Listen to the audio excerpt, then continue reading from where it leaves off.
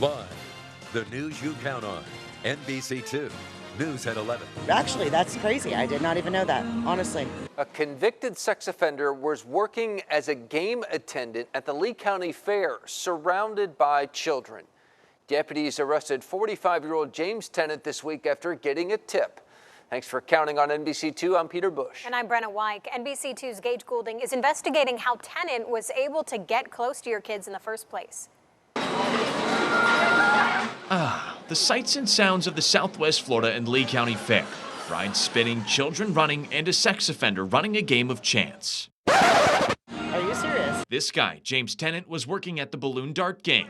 Deputies say he used a fake ID to get the job. There's no way we could have known that it was a fake ID, and he circumvented the process. This is the game James Tennant was working. It's still here, but the company he worked for, they were kicked out of the fair. They only rented this one booth, but until the fair wraps up this weekend, it'll be staffed by another company. Well, they don't work for Reithofer Shows, but they still have to follow our rules and regulations. Reithofer Shows runs all the rides and a good chunk of the games and food stands, too. The ones they don't bring are rented out. Tennant worked for a company that paid to use one of those rented games. That company is no longer here for not following proper identification protocols. Just how this game is all about luck, his ran out. It finally caught up with this guy that there was something wrong with the ID. Someone tipped off deputies that James Tennant was going by the name James Martino. It's something he did twice before to get carnival jobs in Manatee and Lake counties. Both times he ended up in cuffs because as a convicted sex offender, he failed to report where he was staying. I'm actually meeting my grandkids up here tonight. I'm so happy that they got him out. Tennant was arrested at the fairgrounds on Tuesday. Reporting in Fort Myers, Gage Goulding, NBC2.